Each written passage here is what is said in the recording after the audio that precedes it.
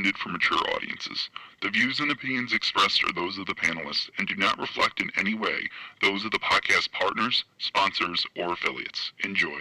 Hi, this is Michael Buffer, and you're listening to the Voice of the People. Let's get ready for Boxing Voice. BoxingVoice.com. What broke him down? Was it just the body punches? When I was hitting him with body punches, and I heard him, actually, he was crying in there.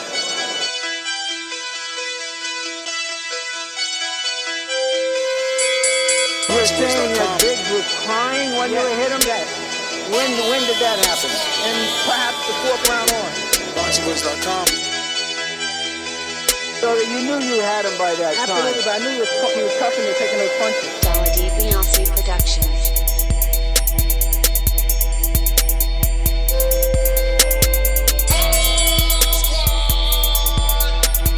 Making women gestures like, Let's go, champ. It's the champ. Shannon the champ with the fake champ. Vladimir Klitschko. BoxingVoice.com. I'm gonna treat him like he's a C+ fighter. I'm gonna dominate. I'm a dog this fight. I'm talking about punishment.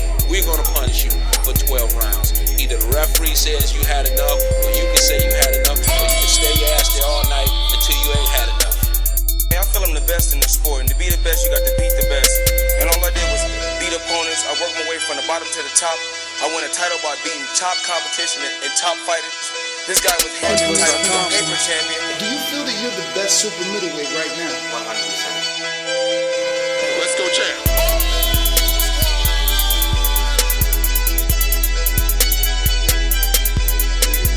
He can bring the pressure. He can box. I'm a true champion. I'm willing to go to his turf in Atlantic City. I'm going to step on him. I'm going to crush him. Y'all can mark my word to this. I'm going to crush him. He's a C+ fighter. I'm an A+ fighter. Come Saturday night next week, all the fans tune in because I'm going to dominate. This guy is flat-footed, swing wild. I'm not worried about who his trainer is because his trainer can't get in there and fight for him. Vladimir Productions. BoxingVoice.com.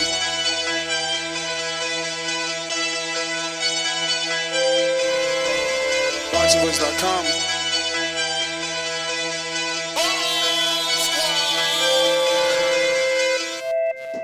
Good morning, TBV. Damn. Odds are out. Wilder Fury. Fury a minus 266. Wilder plus 275. Is it close? Do you consider it that? We are also going to have SugarHill on the show. We were supposed to have him a couple days ago and he got tied up in the gym. But he's going to be more than ready for us at 9:30 a.m. Eastern Time, 6:30 West Coast, and 7:30 Central out in Texas. So if you haven't already done so, head on over to patreon.com/The Boxing Voice and drop a question for SugarHill. One of the key, I guess, components in Tyson Fury's victory over Deontay Wilder, the new trainer of Tyson Fury, the one to take the place of Ben Thompson. He will be on the line. We'll get his thoughts on the odds, on, Tyson Fury saying that he's the best heavyweight in the last 1,000 years and nobody can even tackle him or beat him in the last 1,000 years. I mean, just a little bit of everything. Honestly, I already know the answer to that. Me and him had a good conversation the day before yesterday. And, he's just a really great guy. I always love to see, I know this is my own personal thing, but, it just shows the character of the people, you know what I mean? Like, I know SugarHill for a long time. I remember I even joked on this show when he became Tyson Fury's trainer. I'm like, what? He changed his name? Like, when I met him, it was Javon Hill. You know what I'm saying? But I love that he didn't, act brand new. He's still super duper cool, a jokey dude. Even when he called me, bro, he was like, I'm like, damn, SugarHill, why you sound depressed? He was like, oh man, cause, and he was setting me up. I'm thinking he about to say something serious. He's just like curveball me like, oh man, cause I missed that interview opportunity with y'all, man. I'm disappointed, man. When can we reschedule? And I'm like, man, go ahead, man. Making me blush over here. But look, good morning, ladies and gents. We're talking to odds. We're going to couple that with, obviously, an interview with SugarHill. If you haven't already done so, hit that thumbs up button. It helps with the visibility of the show. Plus, we got to overthrow the haters. There's already someone out there that before the show even started hit the thumbs down. I don't know. Maybe they're not a Fury fan. Maybe they're not a SugarHill fan. Maybe they're not a TBV fan. But we, the good, must outshine the bad. But let's head on out to Corpus Christi, Texas. It's me, Mario. What up? What up? Yo, yeah, man, these are some pretty crazy odds. I wouldn't say crazy. I think that they're interesting, though, for sure. It's going to be great to get SugarHill's response to it and kind of talk everything that's been going on. It's been a while since we had, I guess, like, it's been a while since we had him on. Yeah, I was thinking about it. Like, couple months now, and some things have happened. A lot of things have been said, and you know, I think that ultimately we just got to have the man on. You know what I'm saying? But yeah, let's chop it up. What's going on, Ness? What up? What up? What up? First and foremost, let me just remind you guys, we will be having an overtime episode today, 10:45, where we're gonna be discussing the conspiracy that is the George Floyd and the officer. More articles are surfacing with co-workers that claim the two knew each other. So the conspiracy on the internet is, was this a hit on George Floyd? It's something we'll be talking about. Plus, we'll talk about the extremely popular Kendall Jenner and her viral Black Lives Matters video that is actually a scandal. This is now the second time Kendall Jenner has been involved in a viral video Photoshop scandal. I don't understand it. But I'll tell you, if I was her publicist, I would have done something different. But stick around for overtime for that. 10:45, patreon.com/The Boxing Voice. The only way to check those out, those are never released. Only for our Patreon family that continue supporting us and believing in the movement. We appreciate you guys. And that being said, yeah, join us on Patreon at 10:45. Right now, we're talking odds with Tyson Fury, and we're buying ourselves some time to get on the line with SugarHill, the trainer of Tyson Fury, to discuss so much. But I guess let's just start with the odds, bro. Were you surprised? I think this is pretty close. I mean, when you think about Earl Spence and Mikey, you know, that was something like 400 to 200. Obviously, it's a little different, like maybe 460 to 260, but it's a bigger discrepancy than this. Yeah, I mean, it's not even money at all, but it is a little closer than I thought it would be, and they're a little. The odds are a little better than I thought they would be for Wilder. And you know, I probably should have realized that they would be this close, because I think if you know boxing, specifically if you know the heavyweight boxing, like how much odds are you gonna give somebody to bet on Wilder? You know, I'm picking Fury. And at these odds, I mean, honestly, like a little higher, and I would have probably at least laid a bill on him. I mean, he's almost 3-1, you know. Minus 3-1, you mean? Yeah, well, plus 3-1. He's a 3-1 in terms of money. No, you said you would have laid a bill on Fury. You ain't making nothing, remember? Oh, I meant to say Wilder. Okay. I'm sorry. I thought I said Wilder. Yeah, I meant to say Wilder. Like, even though what I meant to say is I'm picking Fury in the fight. But if these odds were even a little bit better, and even at this, I might just put a bill on Wilder, just because, I mean, 3-1, I'm getting my money is pretty much what it is. And so if you think about it, they're pretty fair. I don't think that they're that bad. A minus 266 for Fury. That's probably the one I'm surprised the most about. You know, that's not a huge discrepancy. You know, somebody could, or it is a huge discrepancy for that. You know, what I consider him as a favorite to be 266 minus 266, man, you could still try to make some money too. Like, that's like a baller's bet right there. That's somebody that could put up 5 G's, 10 G's, you know, and make close to that back in terms of what you'd win. But, I don't know, bro. Like, with the Wilder odds, he's almost 3-1. Like, that's not a bad bet, even if you believe in him or not. Yeah, I mean, it's definitely going to entice some people. I expect as this fight gets announced for the line to get even closer because 3-1, like you said, or basically 3-1 for every $100, I get $275 on one of the baddest punchers on the planet. Historically debatable that he's the biggest puncher in boxing. Now, I'll be honest, that's not enticing enough for me. You know, I hear you and your theory about, I'll lay a bill because it's like you're looking at it like, I don't mind losing this, but if I win a lot. But 300, almost 400. No, not almost with your 4. money back. With your money back. Oh, okay. But my thing is the way Tyson Fury took all those shots. 9th round, right hand, left hook on the top of the head. So maybe that left hook doesn't land. Maybe he doesn't go down. 12th round. Right hand puts him to sleep. Left hand wakes him up. But he does the unthinkable and gets up. Next fight, right hand, now he's rolling with it. He's no longer even affected by it. There's no more knockdowns. Now it's rolling. So, I don't know. Could be a money trap. You know what I mean? And think about the level of confidence for both Fury and Wilder. We're talking about 3 fights now. Yeah. It took 1 fight to learn to adjust to the power. In the second fight, he rolled with the power. What is he gonna do in the third fight? What is he gonna do? Parry the right hand?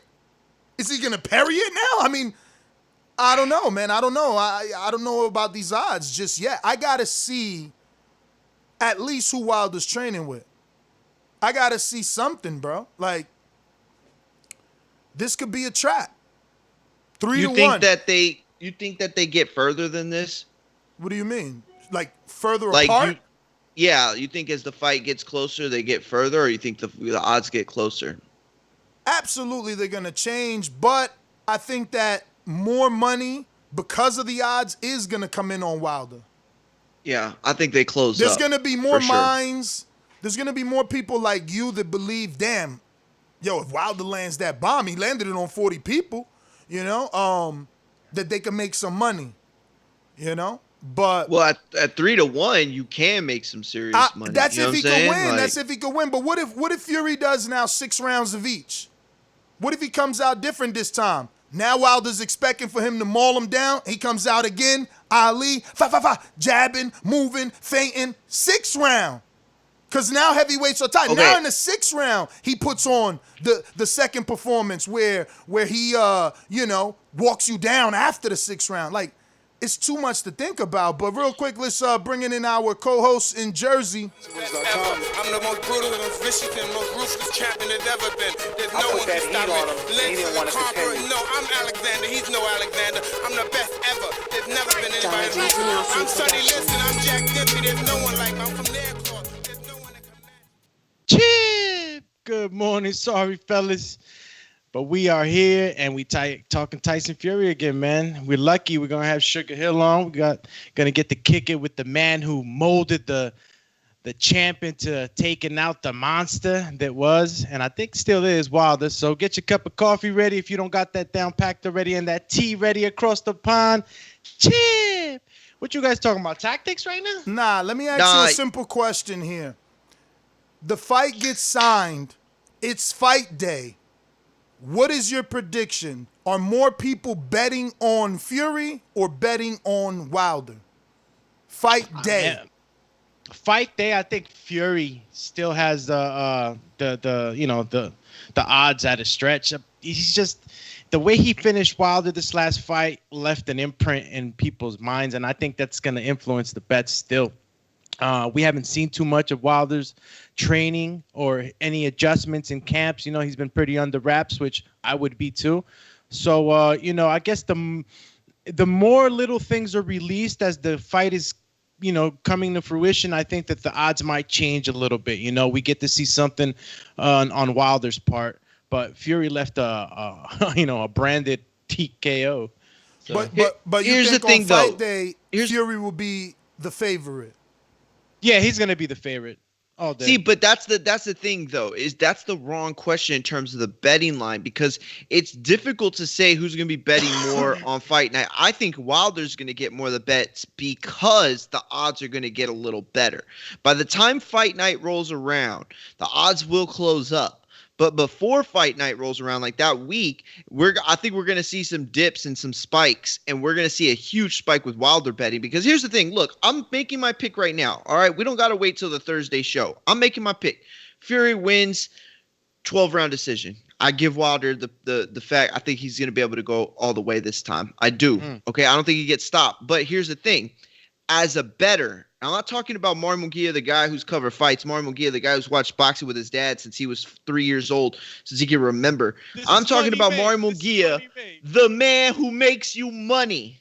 All right? The man who told you, put that bag on Oscar Rivas, and I made people lots of money. Listen, I'm going to tell you, when it comes to that, I don't mind putting money on Wilder. You said, because you think, it's like $100. I make a quick 300, right? That's 400 take home.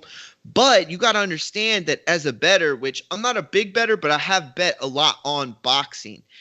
When you have a guy who you can bet on, who can take out his opponent in any round, in any minute, including and not limited to the 12th and final round, as we saw in the first fight, that's a winner's bet. That's a winner's bet. I'm sorry. I'll take those odds. I'll take the fact that even my boxing knowledge tells me that Fury's going to win, because there's a difference between picking fights and betting on fights. And too many people do it with their heart. So I'm going to come straight flat out. Microphone check. Mic checker. Mic checker. Champ. All right. Look, Mario, I'm going to tell you straight up, bro. Ness knows this. I don't bet. I'm not a gambler.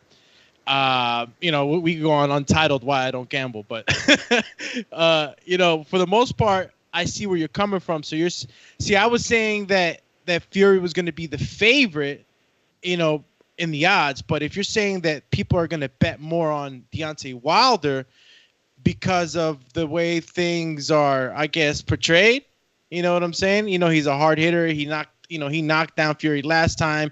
He's the underdog. You're going to get more money out of him. And the odds of him winning are not that low, regardless of what the odds might show. You know what I'm saying? Like, if you know boxing, that his odds aren't that bad. He still has that knockout punch. So you put your money on Wilder. I get it. You're going to make a lot more money if you put your money on Fury. No, see, people got him confused. They're like, Ness hoping Wilder's the favorite. Absolutely not. If you heard my opening statement, I know that it's going to be Fury. Favorite. We know that. It's going to be Fury. The line will get closer because there will be more people like Mario that look at the 3-1 and believe it's worth the gamble. Exactly. That's perfect what I was trying to say. And that's what this is. I see people saying, go ahead. I was just going to say, that's what this is, a gamble with probabilities. And you look at 3-1 and you say, what is the probability?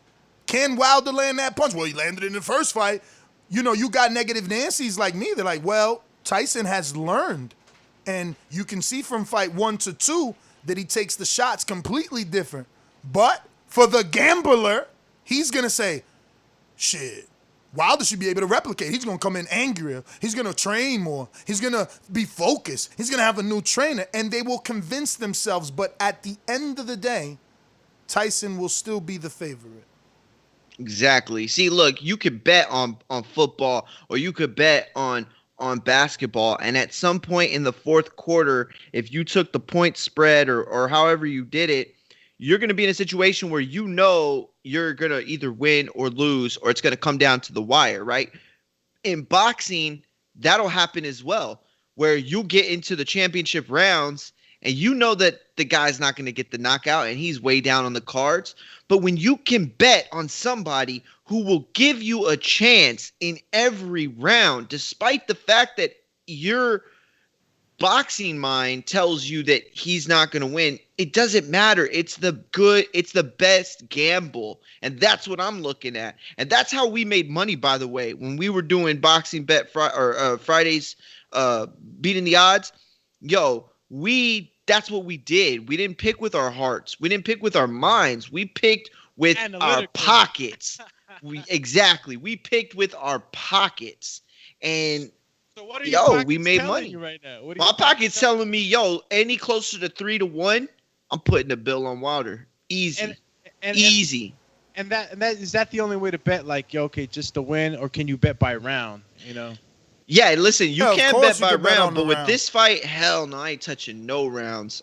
You could get a prop bet in. You could say, okay, well, see, because that's the other thing is you could bet against Fury and still make money even if he wins. You could say that Fury doesn't get him out by the 10th round or 11th round. They'll have a bunch of different odds. In my opinion, I think Wilder survives. So maybe I just put some money down on him going all 12.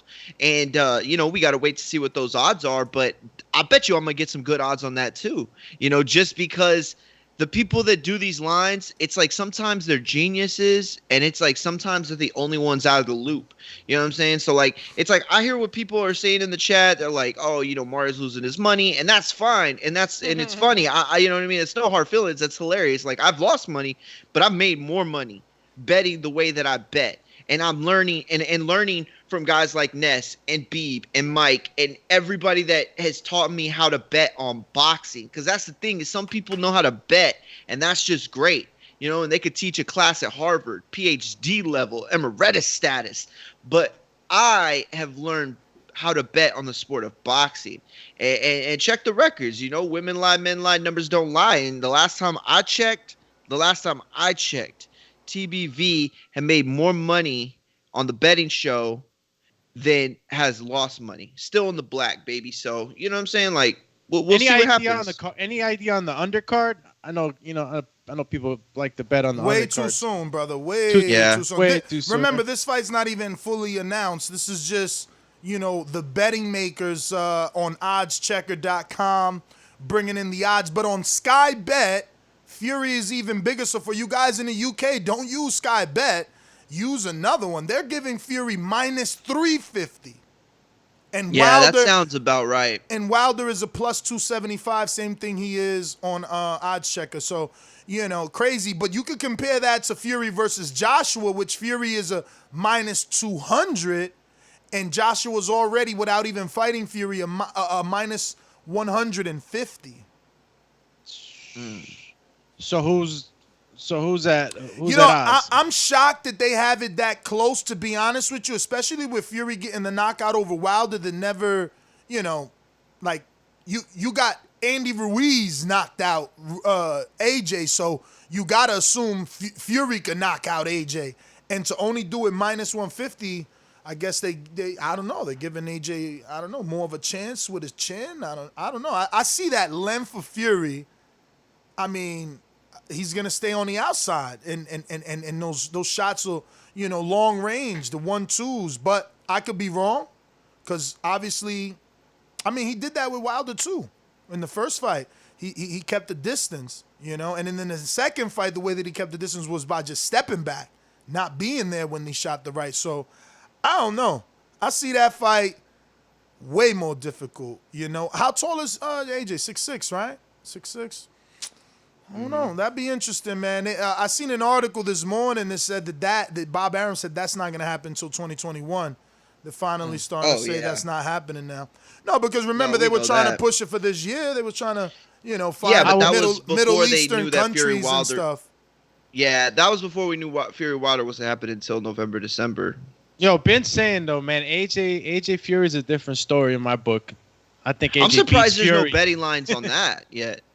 I think just AJ beats Fury? I just gave you, man. Brother. I just gave y'all y'all mics got to get fit. I gave both of y'all the odds for AJ Fury right now. I thought you were talking about Fury Wilder on another betting line. I did give you that as well. I gave you Fury Wilder is minus 350 to Fury, plus 275 to Wilder for Sky Bet.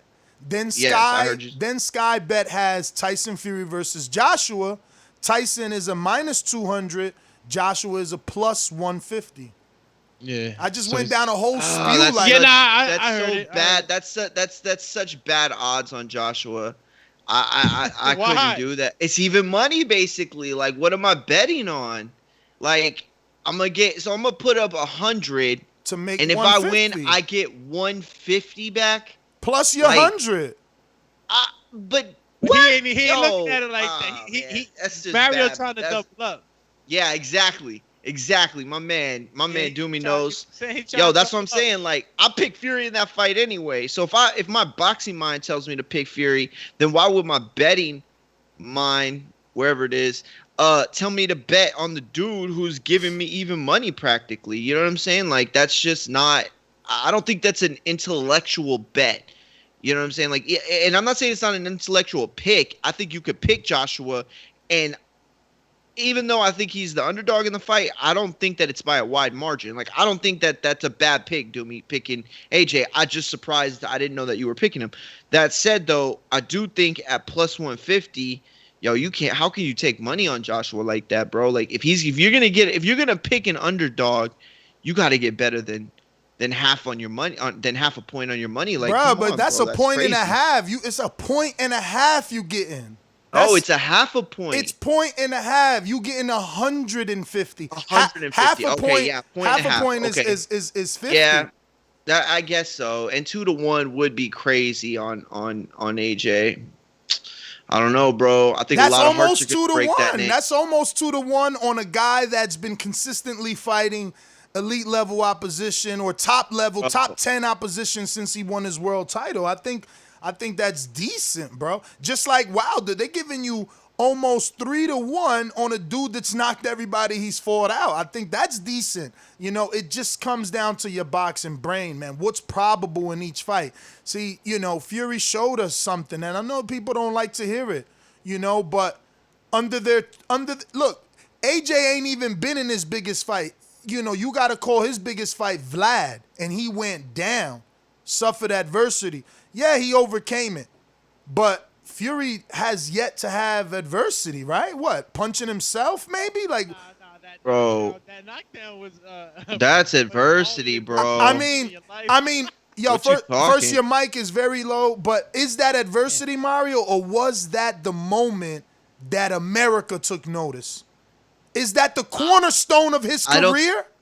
I don't think the two are mutually exclusive. Like, why can't they both be the same moment? Because sometimes a bad thing, or rarely a bad thing, turns into something as great as that.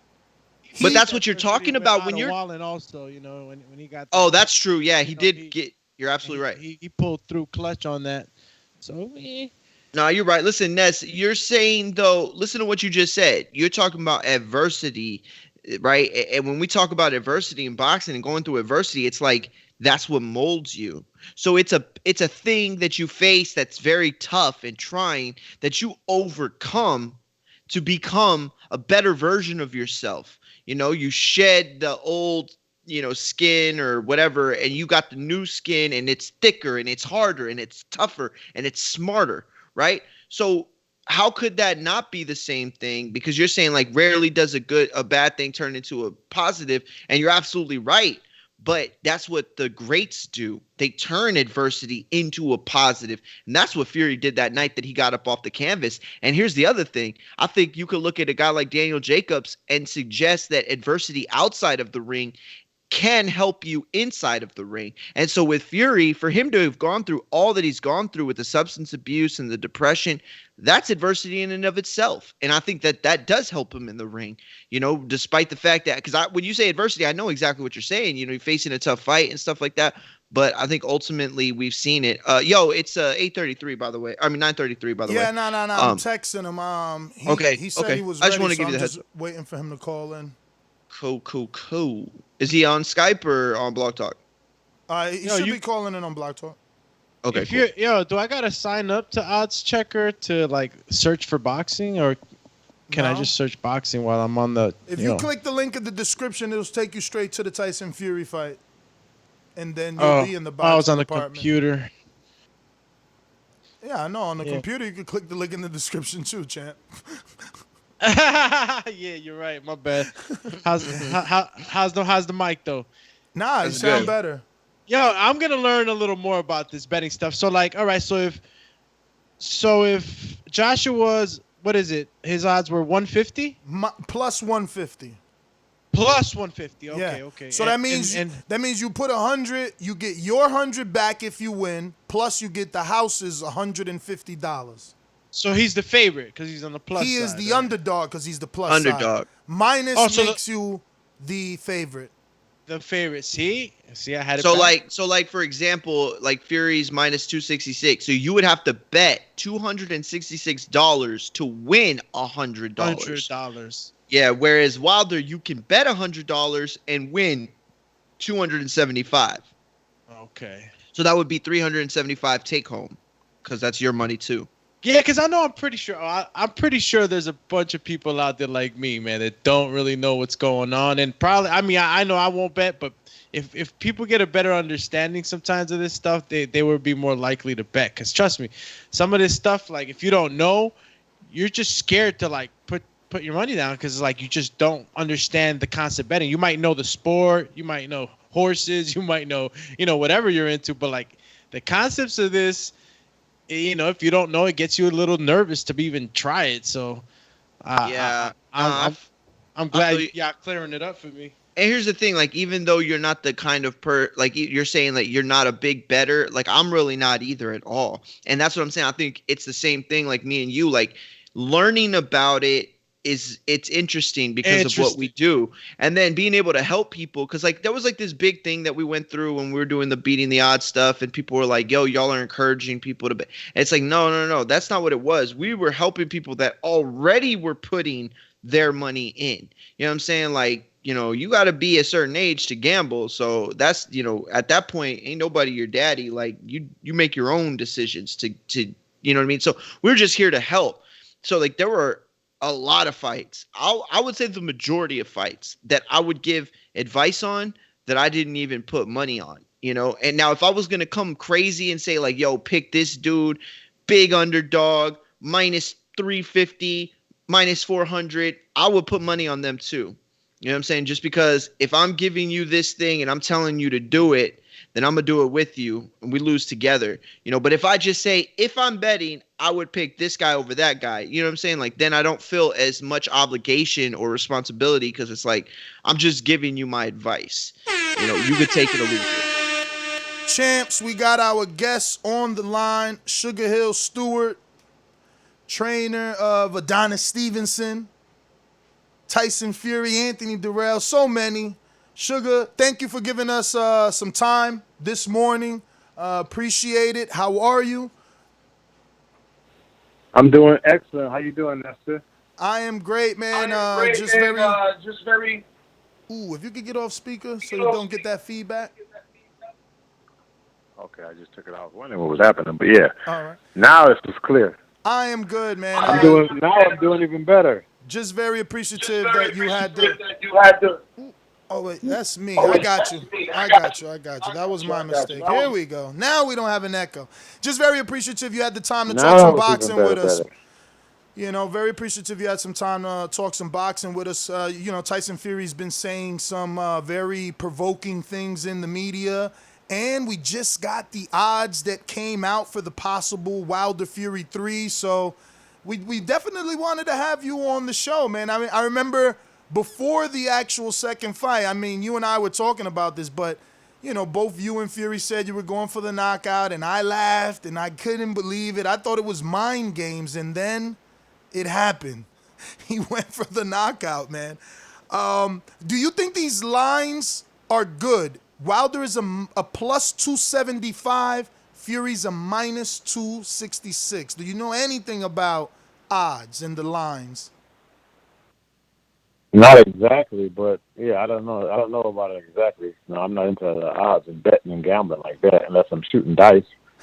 But yeah, if you could explain it to me, then I would be interested in knowing what the odds mean like that. Perfect. So minus 266 means that Fury is the favorite. Whoever is the minus means he's the favorite. Why? Because it's tougher to make money. That's why it's in the minus. Now Wilder is the underdog because he has the plus money. So the house always wants to entice you to bet on the underdog so that they can make money. But obviously with this particular fight, Wilder's underdog is the power that he possesses, and it's obviously the heavyweight division. But in layman's terms, if I bet 100, I would need to bet $266 just to make $100 on Fury, but I could bet 100 on Wilder and make $275. So that's kind of how the odds work. Now I understand. It makes more sense to me now.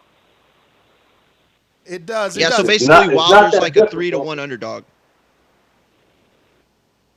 Okay. Oh, okay, yeah. That sounds a little bit, that sounds even better. Yeah, so I mean the odds I would almost say I guess that sounds about right. Since the last performance, the last fight that those guys had, where Tyson Fury came away with a knockout victory. So yeah, I guess the odds would be about right. Me as Tyson's trainer, I just want to go out there and get the knockout. So we can go home and we can go do something else after that, or plan for something else. See what else is next. Those are my biggest concerns really. When training, I just want to get the win, get the W, get the knockout. The things that were instilled in me from Emmanuel is just get the win. Make sure you get the win, but go for the knockout. Why do anything less than that? That's what makes the boxing game so exciting. So the second fight that Tyson Fury and Deontay Wilder had was very, very exciting. I sit back and think about it sometimes and say, man, that was probably one of the biggest, I don't want to say upsets, but like the biggest change that maybe anybody's seen in boxing as far as a rematch and how people thought it would go. And, just a complete turnaround for Tyson Fury. His style and everything else that came with it, his power, it just was it made for a great fight. And the first fight was a great fight as well because of, like you said, Deontay Wilder has that one punch, that one punch that can change everything. And, he caught Tyson and, in that last round, and everybody thought it was over. Even I thought it was over when I saw it. And I saw it later. I didn't see it live, but people told me like, oh yeah, he got. And I'm thinking like, how did he make it? Well, it must have been like the end of the round or something, but it wasn't. He got back up and started fighting. So, after that last knockdown, it was almost like Tyson's like enough. Enough was enough, and he turned into Tyson, and was more aggressive with Deontay and everything. So those are good odds, I guess, if I understand it correctly, and that would be Tyson Fury as the favorite. I do expect me and Tyson Fury to have had more time to work together for the third fight, which I'm very I'm very excited about, and Tyson is too. I just spoke with him yesterday, and he was just talking about can't wait to get back training again when they can clear up with the travel ban. The travel ban. Yeah, so he's pretty excited about doing that and getting back started and to learn some more things. He told me, he's like, man, it's like I was the lineal champion, undefeated, everything, and I had to go back to being like a beginner, like my first day in the gym with you. And he's excited about actually getting in the gym and actually learning some more stuff. It's not really just him boxing, it's him learning and building himself up to be even better, being better than before, and being one of the top heavyweights, in history. And I think it was mentioned to me the other day, we talked, Nestor, Tyson said something about he was probably the greatest heavyweight in 1,000 years or something like that. Yeah. And I had to think about it, and I was like, wow, that possibly could be very true because there hasn't been any heavyweights that size, and you're looking at history, how all these other fighters and boxers perform. People are just getting bigger and performing better in every other sport. They're getting bigger, better, stronger, and faster. They're more coordinated than they were back in the days, and just at a bigger size. I mean, you take LeBron James. He's like a guard, like a He can dribble. He can do everything a smaller guard can do. But he's like a supersize. He could have played football. Coach SugarHill, it's Alex here with you, man. Let me get into the mic because I'm having a little mic trouble here. But let me ask you something. Step up to trilogies the mic, have man. Mic check, mic check. the mic check 1 2 1 2 champ. No. Yeah. But these trilogies have a lot of interesting aspects to it. One of them being that the fighters have already faced each other enough times that they've kind of got a grasp of what they're facing in the ring, right? This last fight, the game plan was super successful. A lot of people didn't think it was going to happen like that. A lot of people thought that, he was faking the funk, Tyson Fury and the team, but he went out there and dominated. And I'm just simply asking, do you change anything going back into this trilogy? Do you make any adjustments, or do you go in for the kill again? I was thinking about that. Like the first time they boxed, then the second time Tyson went right at him, and I was thinking the third time maybe he should just boxing. Go back to boxing again, kind of mix it up a bit. Maybe they won't know. They won't know what the plan is and things like that. But I'm just talking out the side of my head. No, the plan is going to be go right to him again. Why change and do anything different? I mean, that's something that has to be figured out from the other team. All we can do is continue to work together and to improve and to get better. So, we saw Tyson Fury lifting weights, getting big, and throughout all that training, weight training, was there anything? What happened, Mario? I thought he dropped. Yeah, he did. I'm getting him back. Okay. Okay. Yeah, I just didn't want you to ask it. And yeah, true. Appreciate that. Yo, the code would just be the pointer up. Here he goes. He called us direct. Sorry about that, Coach. We dropped off. Coach, you there? Hello? Can you hear me? Yeah, we hear you. Sir. Sorry about that. We dropped you by accident. Okay, yeah, I don't know what happened. Yeah, no, it was our end. I'll repeat what I was trying to ask. I had asked you if there was going to be any changes. You said that no, pretty much you're going to go back and to the same thing, go for the kill. And I went and asked you again. Did you have any fear of him being a little too slow because of the weight he was putting on and the muscle that he was packing on? Never. It never once crossed my mind. I was, it only crossed my mind when people said something about it, but I didn't think he would be too slow. He's a very athletic. Athletic young man, and the weight's not going to bother him. I mean, as you can see, he wasn't around bouncing like he was, in his previous fights. He went straight to him, so he didn't burn up as much energy, as he used to do, and he was able to deliver more power. That was mostly part of what was going to be happening in training, is just developing him with more power. To keep his legs more, planted in the ground where he can get leverage and start getting some knockout blows, in which we saw in that second fight. Hey, Mr. Steward, to me, he was explosive in that fight. Tyson was explosive in that fight. Absolutely. He was, more explosive than Deontay Wilder is normally explosive with those shots, and you saw that in Tyson Fury. So the weight doesn't bother him at all. He's 6'9". So you people tend to think that the average heavyweight is 250. That's the good weight. But those guys are like 6'5", 6'6". Mm-hmm. You're talking about 6'9". Now you're talking 4 more inches, and with that height and his build, he can carry that extra weight and still perform the way he used to do.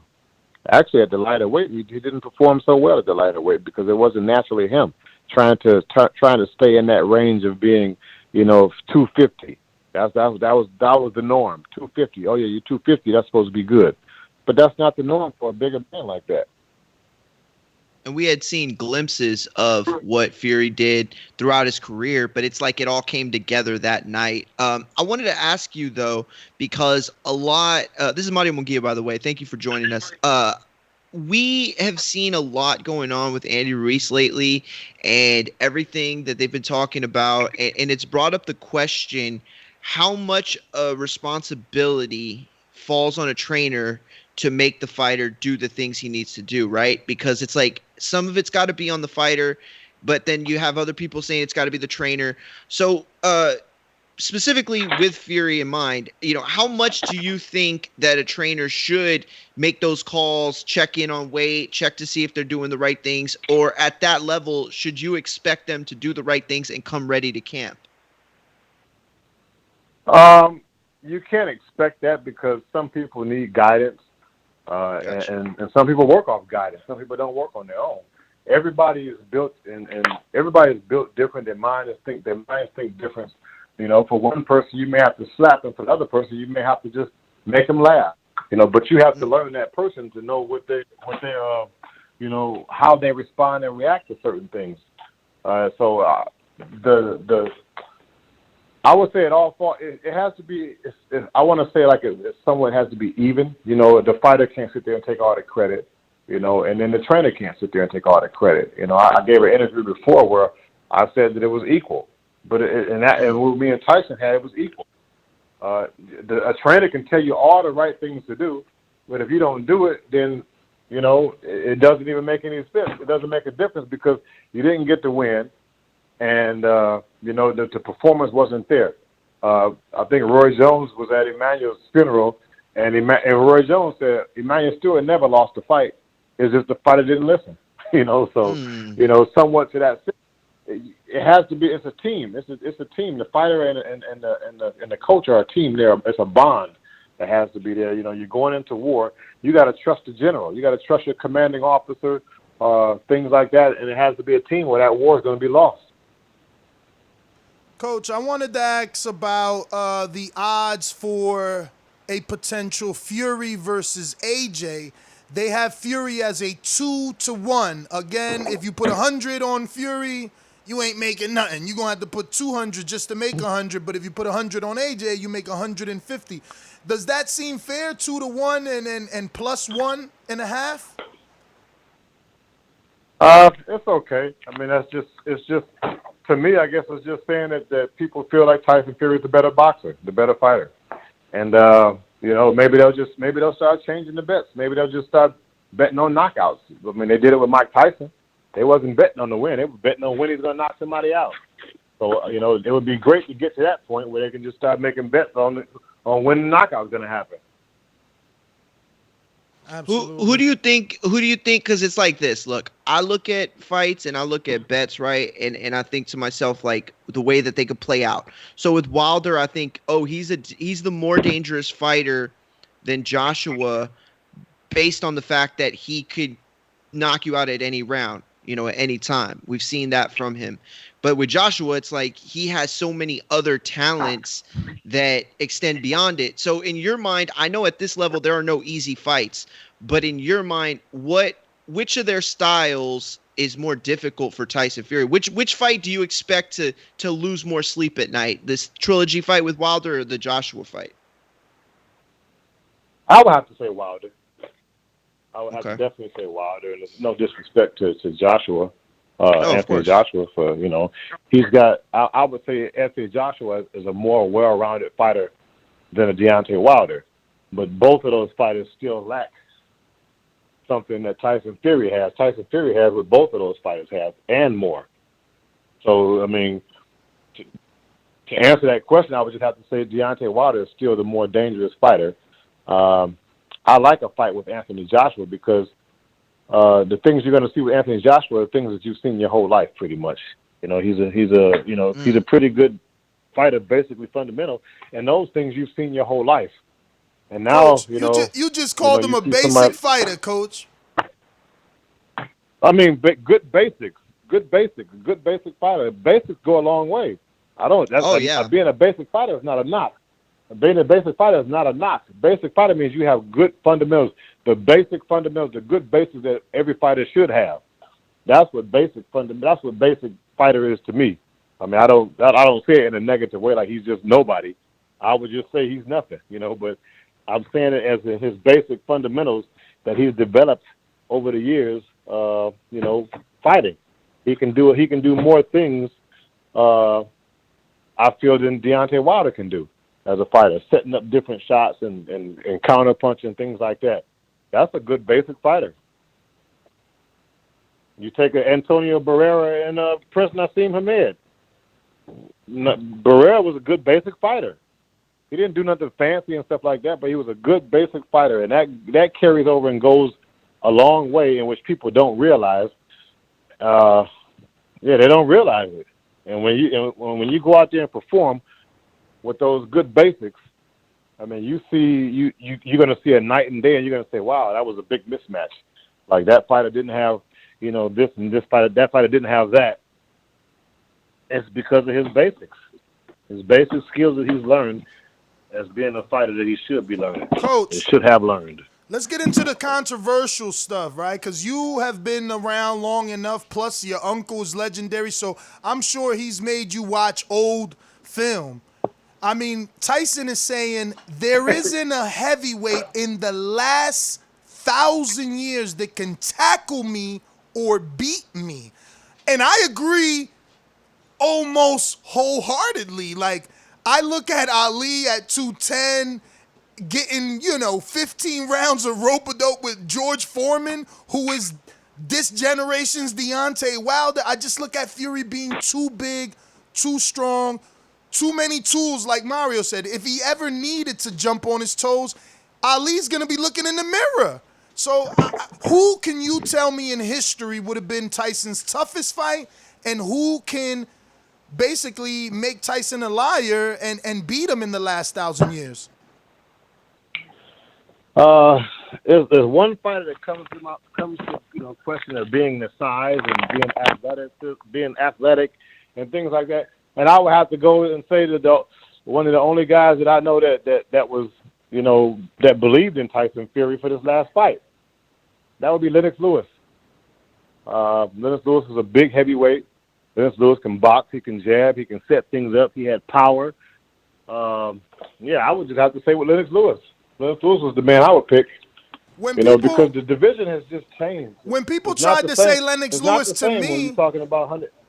When they tried to say Lennox Lewis to me, I was like, come on. He lost to two underdogs. Rockman was an underdog, and so was Oliver McCall. Like, Fury's been the underdog twice and won twice. I mean, he's different. Yeah, but now if you put Lennox Lewis in there with Tyson Fury, Lennox Lewis is not going to be looking at Tyson Fury as an underdog. He's going to be looking at Tyson Fury like, oh, I better have everything together. And those fights, I guess that Lennox, he lost to the underdog. Maybe those fights were overlooked, as the opponent. And when you put a man in there that you gotta really prepare for and to train for, a lot of fighters they step up to those plates. And a lot of fighters who are in there sometimes when they're in there with a lesser opponent, they don't step up to the plate because they feel it's an easier fight. They don't have to worry about too many things, and then they get upset, which I believe you had with Lennox Lewis in his fight. Put him in there with a Tyson Fury and see how he trains. It would be totally different. Plenty of times we've talked about Mike Tyson facing Tyson Fury. That was one of the talks in the legendary face-offs, trying to merit Tyson Fury's legendary status. How do you think a guy like Mike Tyson would have fancied against Tyson Fury? Because Tyson Fury is a tall guy. Mike Tyson had most of his opponents were taller than him. He had such good success. Do you think that peekaboo style is the type of style that Tyson Fury would have problems with? I want to say yes, because Mike was just a dangerous, ferocious person. I had to use his words. I'm ferocious. He was a ferocious fighter. And you can never count Mike out with a tall guy. Mike knew how to handle tall guys because he's been fighting them his whole life. And it makes it easier for him to be in there with somebody like a Tyson Fury. Tyson Fury's advantage is that he's much bigger than anybody Mike Tyson would ever fought. He can move, he can box. And, that would be a problem for Mike, having to slip and bob and weave and peekaboo to get himself in. If he gets himself in there, then what happens? Tyson Fury knows how to handle himself on the inside, where Mike fought a lot of guys maybe who didn't know how to handle themselves on the inside. And those kind of things make a big difference. But that's where Mike was dangerous. when he got inside. He was still catching from outside because he was so explosive, but it's a longer distance for him to get to Tyson Fury from the outside. But on the inside is when you have to watch out and watch out for Mike, because that's when he's very dangerous.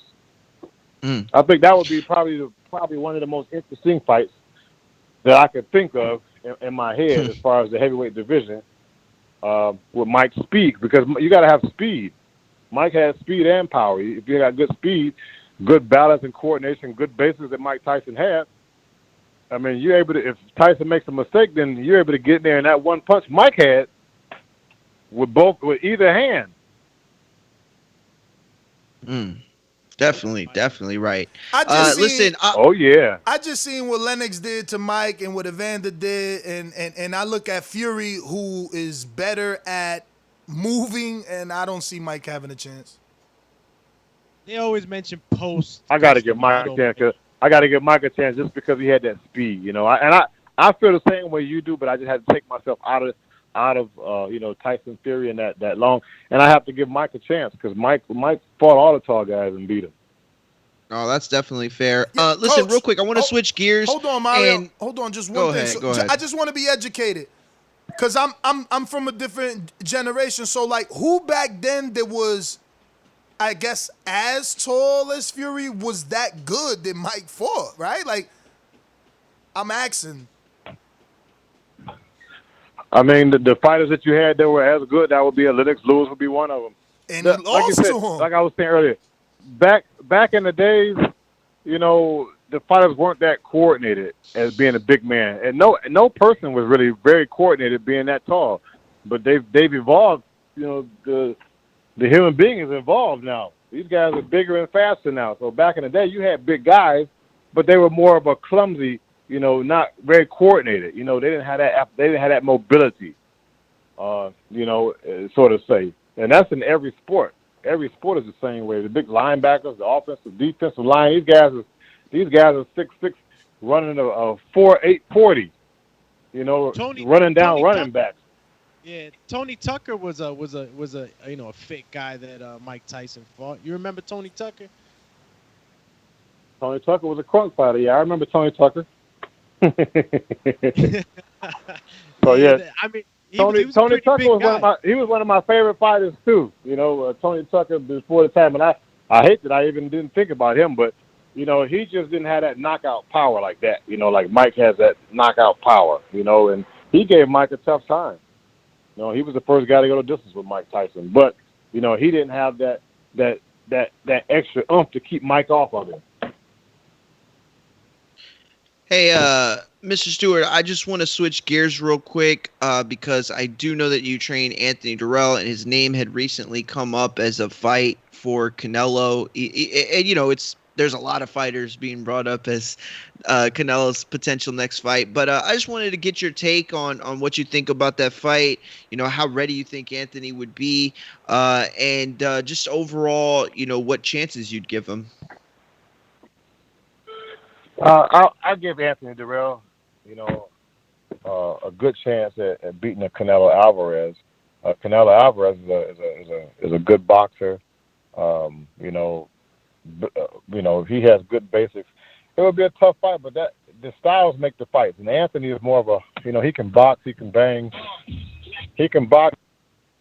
And you know, I would tell you the truth, it's all up to Anthony. You know, like we said before, the fighters have to be able to do what they want to do, but it's up to Anthony, you know, what kind of performance that he wants to have, you know, for that night, you know, and in preparation for Canelo Alvarez. That's about all I can say about that one. But yeah, Anthony has the talent and the skills to beat Canelo Alvarez. Just Anthony Durrell, he's just got to step into that ring or step into the training camp and have that mindset. Let's go into the Patreon questions. We have the first one from David Maldonado, who says, "What's going on, SugarHill? Being that you are of the Crunk Gym and seeing so many talented fighters throughout the years, in your opinion and expertise, how do you think Obakar would have done in today's 147-pound division, being that Oba is one of the best fighters to one of the best fighters to have never won a championship, because he was in the welterweight division that had champions such as Tito Trinidad, Oscar, Ike Corte, Pernell Whitaker. Me personally, I think Oba would do all good in almost any generation. How would he do today? I would have to agree with you. I believe Obakar was, like you said, one of those fighters that was, that everybody thought and should have been world champion but didn't. And like you said, in any era, I would have to put Oba in there as being competitive and a very good chance of winning. He's been Oba had a lot. He had power. He had defense. He had offense. And the welterweight division now is not. These guys are not much bigger. They're not big like a Thomas Hearns. But these guys are all of size that Oba was and of strength. And it would have been some great fights if Oba was in this era competing in the welterweight division. It would be very exciting, just the same as it would be, you look at the welterweights back then, and the only one that me personally, and maybe because Tommy, he's from Crunk, but Tommy was just a different welterweight because of his height. He gave people problems because of that height, and you couldn't get to him as good as you could with anybody else. And that little bit maybe missing that person by an inch, just being an inch off a lot, that makes a big difference out there. And when you're in there boxing and you're trying to get to somebody, because that all goes with timing and everything. That all those things have to be adjusted, competing on that high level to be successful. All right, we got the next one is from Carlito in the UK that says, "What's good, SugarHill? Briefly, in your opinion, what are the strengths and weaknesses of AJ, Wilder, and Dillian White?"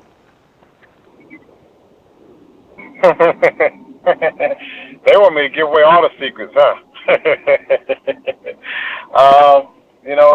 AJ, his strengths are that he can do a lot. He's a versatile fighter. I believe he can fight inside. One of his best performances was with Vladimir Klitschko, where he got hurt, and he was able to come back from being hurt. He was very well prepared. He's mentally tough. I know he had a fight with Andy Ruiz where he didn't look so mentally tough, but that was something that he chose to fight another day. And I have to respect that in him, to say, okay, well, looking at yourself as being healthy, and something wasn't there, and why go in there and get suffer more damage or anything like that, and to prolong your career and your life. So AJ is a well-rounded fighter. Deontay Wilder, he just, for me, he just doesn't set things up as much as he should or could. Just being dependent on one hand only. And if that's to me his weakness. He's just dependent on the one hand, which everybody already knows that. But you have to be able to develop and to do more things than just one hand. And for Tyson Fury, I was just gonna say it's no weakness. Tyson Fury is just starting.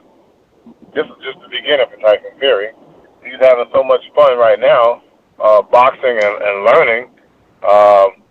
We haven't even seen his full potential yet.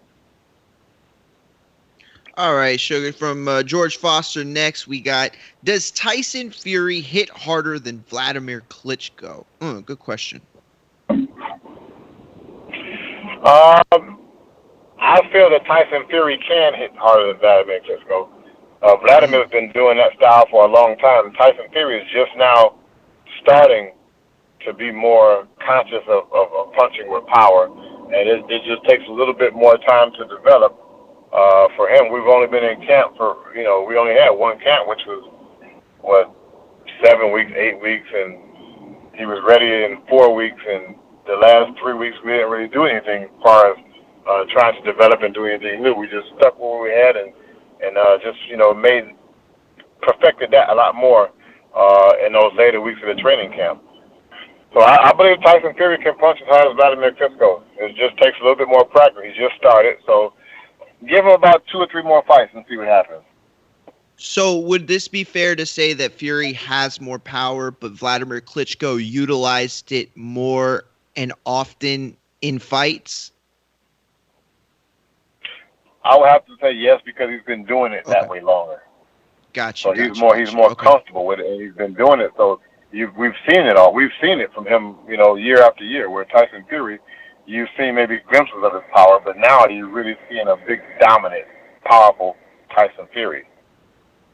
That makes sense. That's how I saw it too. I thought that was the way. So Israel Weber from Oklahoma says, thanks for coming on TBV. Do you have any fighters looking to fight in June or July? Also, when next in Oklahoma, lunch on me. So he's asking if you got any fighters coming up in the next month. I want to say yes. Everybody's looking to fight. They were looking to fight back in June. So every month these fighters are looking to fight, and they're trying to keep themselves prepared. And, there's been fights scheduled and fights postponed. So everybody's looking to fight. It's it's getting closer to that time where people are going to be more comfortable. There's more knowledge and safety, more safety put in play with this, the Corona COVID-19. And these fighters are looking to fight. They were looking, they're staying ready. They're staying focused and dedicated to when things open up, that they're going to be ready 100%. Got you. So we got the next question coming from Sway. He said, what's good, SugarHill? Hope all is well. Where would a prime Iron Mike Tyson rank in this era of heavyweights? A prime Iron Mike Tyson would be up there in that top 3, top 4. Well, you got 3 guys now, so he would be up in that top 4. I can't say where at exactly, but he would definitely be in that top 4 out of the 4 guys. That's competing right now on that top level. I forgot to mention something about Dillian White last time, so but Dillian White is a good fighter as well. He would have to be up in that group as well, because of the experience. So I don't want to leave him out either. But yeah, he's one of those top fighters as well. So top 5, you got Mike Tyson right up in the top 5. He wouldn't be no slouch. He'd be right there in the mix, maybe like, I'm not gonna say 1, but yeah, I'm gonna say like 2, 3,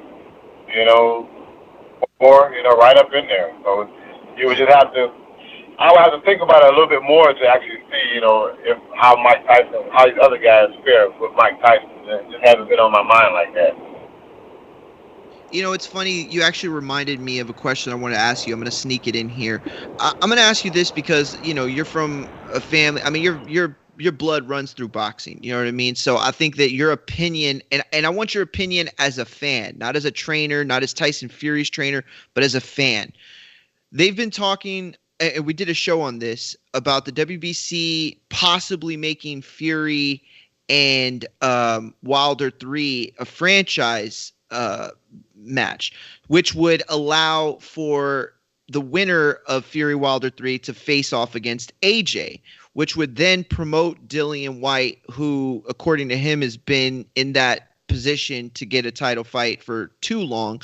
Do you think that it's right for the WBC or for boxing to produce a franchise title so that we can get the fight that everyone wants? Or do you think that we should keep the integrity of the belts and respect the mandatories? As a fan, I would think it's a great idea because as a fan, I want to see the fight. And however we can get that fight to happen, let's make it happen. You've had in the recent where fighters are not even fighting for belts anymore, then you're going to make that match and they're going to fight. That's more exciting than getting that belt. Just seeing those 2 athletes compete on that level at the right time, that's what's more important, really. It's just seeing those athletes compete. It doesn't even have to be for a belt, so to say. We would all love to see that kind of fight just in our backyard. It doesn't matter if it's for a belt or not. Because if you won the belt anyway, but it's all about winning and losing. You just want to see that person, see which one of those fighters is going to win. You want to see that those 2 guys compete and give it everything they have and expect for a delightful, exciting fight. Absolutely. Next one is not a question, Coach. It's Josue Boxel says, "What up, SugarHill? Just want to say, great job you did with Tyson Fury. Can't wait for the third fight." Thank you very much, and I can't wait for the third fight as well. And speaking on Tyson Fury's behalf, he can't wait for the third fight either. We're all just waiting for a date, waiting for something to come up and to start training and preparing and going out there for, to get another knockout. Next one is Brandon Maurice says, "Any talks of you training Tony Harrison?" There's no talks of me training Tony Harrison. No talks of me training Tony Harrison. His father passed away, and that's just I can understand him grieving and going through so many things because I had to go through those things when Emmanuel died. So I don't even think it's not in my head. I don't even think it's in Tony's head right now. It's just losing a family member that's so close to you, your father, and the relationship they've had, growing up, and it's hard to even think about something like that. You may be the second person that even mentioned something like that to me, and for me, it's not even a thought in my head. I don't really care. I'm only caring about him as a person because of what he's going through. Losing his father like that, and the things that I had to go through, losing Emmanuel. All right, Ruin the 504 says, "After outboxing Wilder in the first fight and completely destroying him in the second, what will be the approach for the third fight?" The approach for the third fight will have to be the same as the second fight. Some people say if it ain't broke, don't fix it. I believe in that, but also get better. There's always room for improvement. So let's just improve on what was already done and go out there with the same attitude, the same mentality, and the same game plan.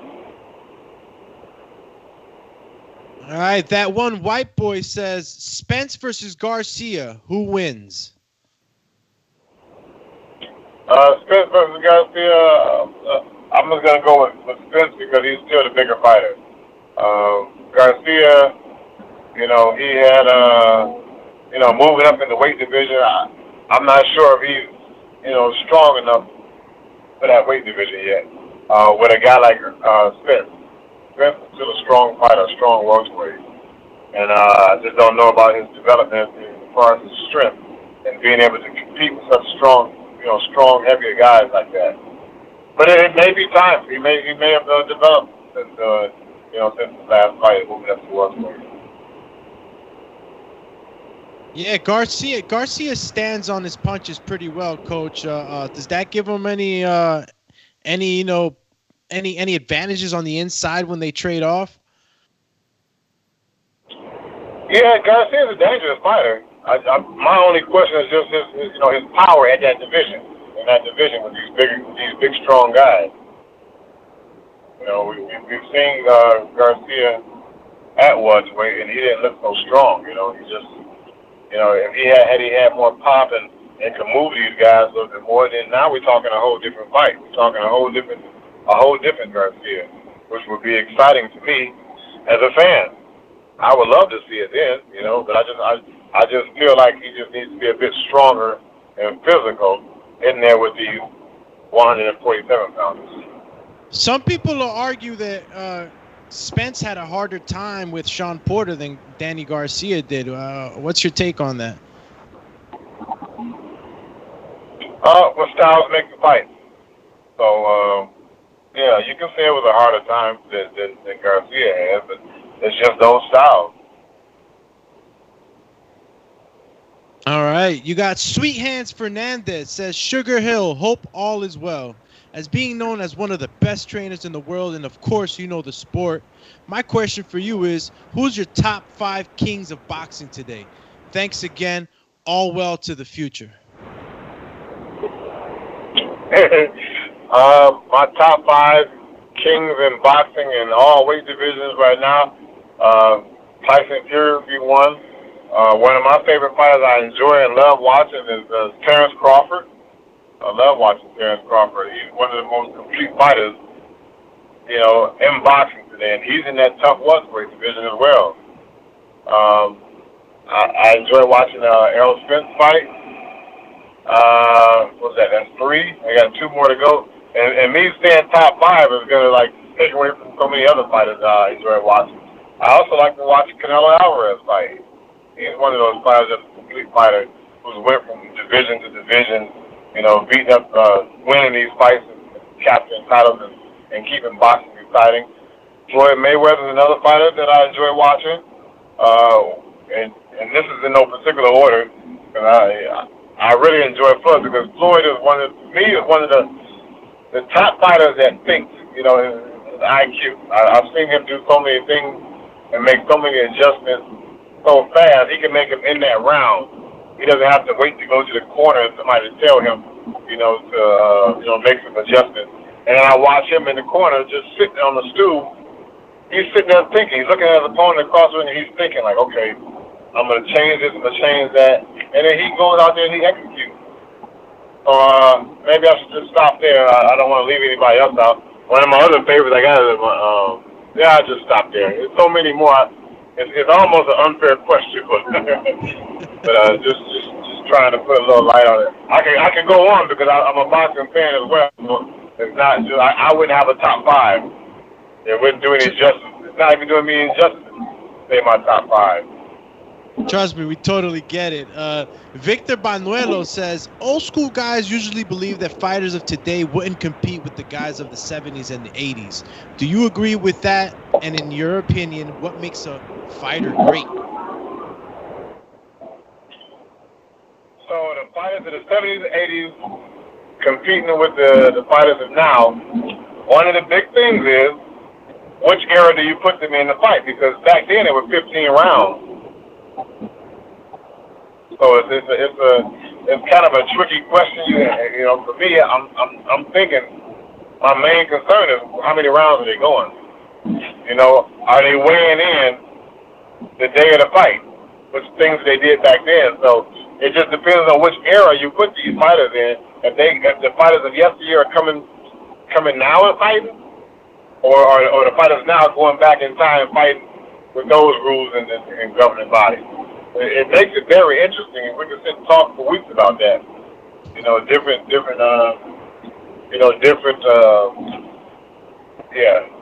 can talk. We can talk for weeks about that. But you have to put all of those elements in play and think about all those things. To make these great matchups and to see how these fighters compare in different eras, yesteryear and today. All right, Stonebone Boxing says, peace, coach. So if my son wanted to start boxing, what do you think is the appropriate age for him to start? And around what age would you allow him to start sparring? Thanks for your time, coach. I believe that the proper age is, they have it at 8 years old in the U.S., and I think 8 is a great age to start, teaching a boy to fight, a boy or a female, just teaching to fight. And, they're still learning, but at that age, 8 years old, they're not doing any damage to each other. They're not hitting hard. They got big gloves on. The gloves are bigger than their heads most of the time. And it's a great time to start learning how to box, learning the basic fundamentals, and how to protect yourself and how to throw the proper punches where you don't have to worry about getting hurt. Maybe your feelings get hurt, but you're not going to get hurt physically too much as an 8-year-old boxer.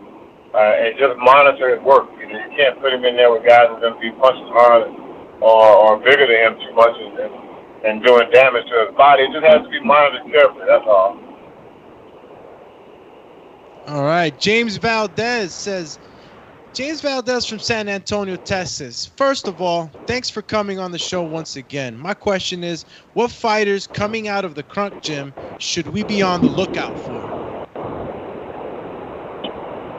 The fighters coming out of the Crunk Gym currently to be on the lookout for would be Vladimir Shishkin, super middleweight, Shojahan Ergashoff, 140 pounds, Umpty Divat, and I know I probably said his name or his last name wrong, but he's a heavyweight. He's from Chechen. Shojan Ergashov is from Uzbekistan. Vladimir Shishkin is from Russia. You have Aslam and forgive me for the last name, but he's another super middleweight.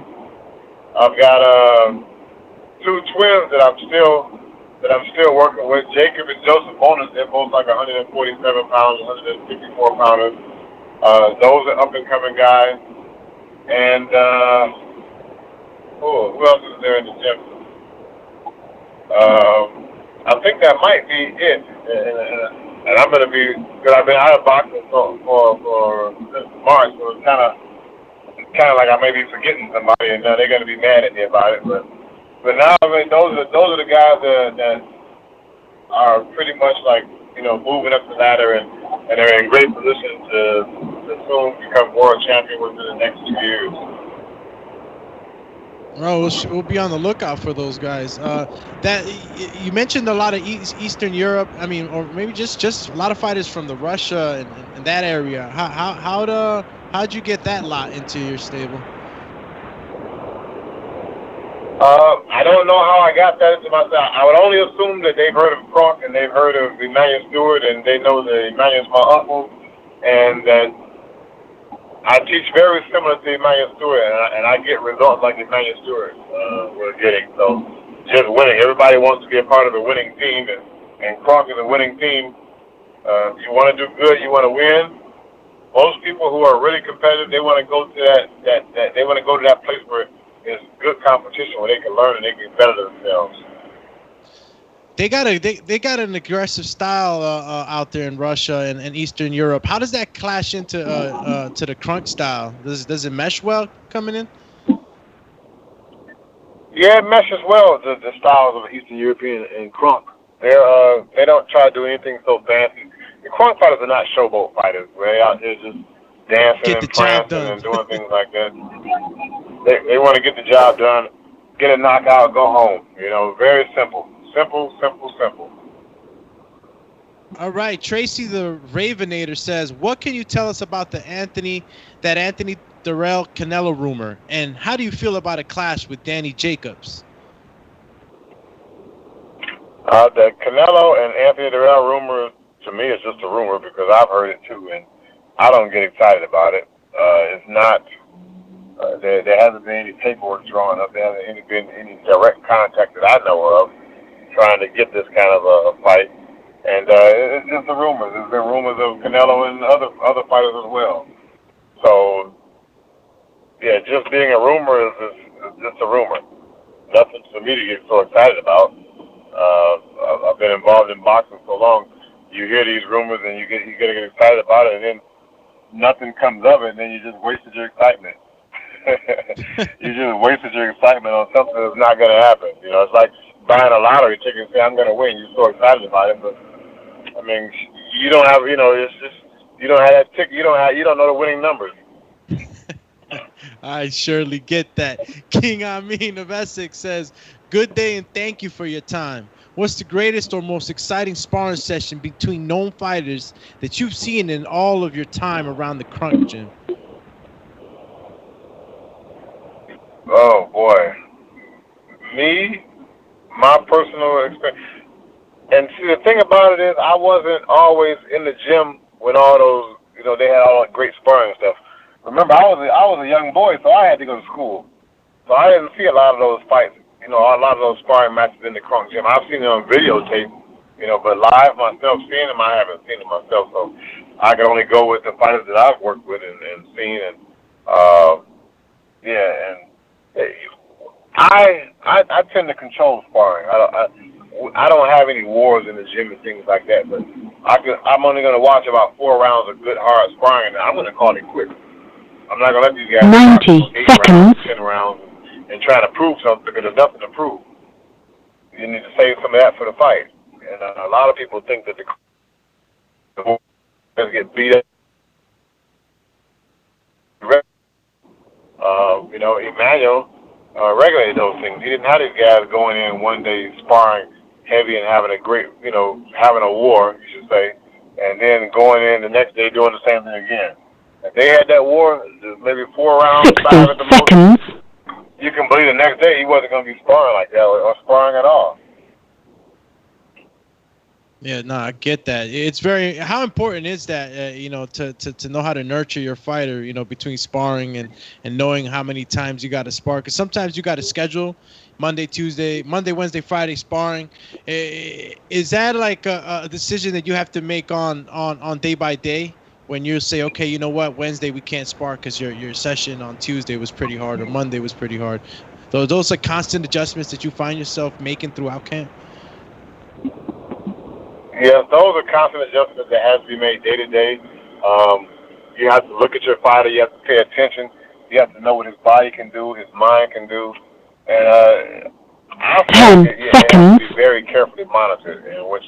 And then I believe that it's not carefully monitored by a lot of trainers. And those kind of things prolong the fighter's career. And lets him endure a long career and good health. So for me, it's every day I'm monitoring. I may say don't box for 2 days. Just come in and hit the bag. Maybe just do a light run it's no one set way, but you just have to make adjustments constantly, just like a fighter being in the ring. You got to make those adjustments to that fighter, period. Absolutely. Coach, we got one last one from our Patreon family. Boston Jarrett says, who would you pick in fights at 160 between Andrade versus Canelo and Andrade versus Charlo, and why? That's a lot to think about there. Those are good fights. Yeah, and the way the question is, I'm hearing the names, but now I'm kind of confused on what matches that I'm supposed to be analyzing. I would definitely see a good fight between Canelo Alvarez and Charlo. That would be a great fight. And I know somebody wants that. Charlo, he wants that fight. We sat down and talked about that one day. He was talking about that, having that fight. And that would be a great fight. That would be to me, that would probably be the fight that I would want to see in that division. Andrade, he's got great, boxing skills and things like that. But as far as I like exciting fighters. Excitement. Excitement is knockout. And Charlo's going for the knockout. Canelo's going for the knockout. Andrade, he's been not so active and in the light, for me to even make an assessment on him. And he's a good fighter, but he just hasn't been out there like Canelo and like Charlo. I forgot who the other fighter was that they mentioned. There was 4 fighters, right? Well, he was saying Andrade versus Charlo, and Canelo versus Andrade. Those were the matchups that he was speaking about. But he says, who would you pick in fights at 160 between Andrade versus Canelo and Andrade versus Charlo? So what's your take on Andrade versus Charlo, and why? Who would You know what? Both of those fights would be great fights matched up like that, and I wouldn't have a favorite actually. I'm looking at it and thinking about it now. I wouldn't have a favorite because Andrade is a technical fighter. He thinks a lot. He's crafty. He's sneaky. He's got the experience along with Charlo. And that fight, I wouldn't have a definite he would definitely beat. He would definitely win that fight. The same as with Canelo Alvarez. He's been more of the dominant fighter, but just the styles. I'm thinking of the styles. The styles may give him problems. Canelo has some problems with Andrade because of his mobility and his movement, and some things that he do that's not orthodox. You should say. You don't commonly see things that Andrade does, and he would give both of those fighters a problem because of the things that he does. That these fighters don't normally see. They're not used to seeing, and they would have to be able to make adjustments, to be able to neutralize that and to keep themselves safe. All right, and that was the last of the Patreon questions.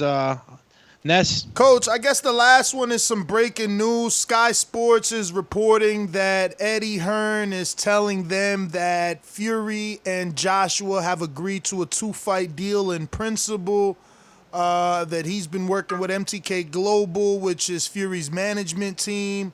And, there's still a lot to overcome, but we're in a good place. It's fair to say, in principle, both guys have agreed to the fight, to 2 fights. There's a lot to overcome. In the meantime, we're moving in the right direction. I'm confident that both guys have given their blessing for the fight to go ahead. The point of Fury Joshua and the teams agreeing to the structure of the deal, the first fight could happen next summer in 2021. There is a big period of time. Excuse me. Where am I? All right. There is a big period of time where White should get his shot at the title, and that's important to us. The main positive news is that Joshua and Fury have agreed to a 2-fight deal in essence. The most difficult part of any deal is the financial element. I believe we're in a great place where both guys have agreed to what that should be. We have not signed contracts because there's still things that need to be worked out. We're pushing towards a place where they can be drafted for 2021. Both guys are in agreement. The structure of the deal has been put forward and agreed to by both parties. There is a model in place that both parties are happy with. It's the biggest fight ever in British boxing. It doesn't get any bigger, and there will never be a bigger fight in our generation. The two guys, very different, who fight differently, have experienced different things, and have come back from adversity. Thoughts? My thoughts. That sounds like a great dream, and I would not like to be woken up from, that matchup. But now that I'm being awake, it's just thoughts, and that's fine that they agreed to it and everything. To me, it's just a lot of talk. I mean, I'm happy to hear that, but for me, it doesn't move me because, like you said, there's no contract drawn up. Those two have agreed, and they've talked. Heck, to be funny, they agreed on sparring, but did that happen? So Tyson, Joshua offered to come spar in camp with Tyson Fury, and Tyson agreed. So that was an agreement that didn't happen. These agreements and the verbal talk and the Twitters and text messages, Instagrams and stuff, I don't even watch and listen to all these things because it's just people talking and they're on a platform where you can hear them and you can read it and you can start believing in something. I don't want to believe in nothing like that because I really truly know that it has to be on paper. And that's it. That's my whole take on the whole thing. I don't get excited about it. It sounds great though. It sounds like a great speech and everything. I was, like I said, I thought I was dreaming. Don't wake me from that dream. But in reality, it's not anything put on paper, and we just have to wait and see what happens. And those are all the things that were said in the speech as well too. So I have to take what's most important, and which makes more sense to me. For me to start preparing myself and getting all excited about something that ain't gonna happen, or that may happen and may not happen. It's all up in the air. Sounds great though. I love it. I wish it were that easy. For the fighters just agree and then they make it happen. So do I, man. Well, look, Mr. Hill, you already know I appreciate your time. Thank you for obviously coming on the show and answering all our questions and the public's questions. We appreciate it. Look forward to see what's next, not only for you, but from your team. I know you got Christian Colbinson over there, right? Yeah. Kali. And the Icelandic the Iceland. And you also have another heavyweight, Dimitri Salita heavyweight, Apeti Davashev. I think I'm saying that wrong. See, and I that's why I didn't even try to say it too much. And when I did say it, I said it in a low tone so I wouldn't sound so bad. But yeah, Apeti and Kali, two heavyweights. Yeah, I just call them by their first names, and I should feel ashamed of that because I like people to pronounce my name correctly too. But Wait. I do know their first names. I just don't know how to pronounce the last name too well. Wait a minute. Don't you got some news to announce? Isn't the Crunk Gym doing, like, fights now? I thought I received the press release that Salita's going to be doing fights straight out of the Crunk Gym. Yes, that's true. The Crunk Gym will be hosting non-fan fights right in the Crunk Gym. So I'm very excited about that because it reminds me of it's a historic place, but it reminds me of like the Blue Horizon. That was such a historic place to have fights, a little small place. Yeah. So it reminds me of something like that. Being in that kind of a place. It also reminds me of they had those video games out where you could fight in different places, and that would be one of the places that would be an iconic place to have to stage a fight at, right at the Crunk Gym, where everybody knows that they've heard of these wars and these sparring sessions of champion versus champions in this gym, and it just makes things more available to see now that fights are going to be happening inside the Crunk Gym.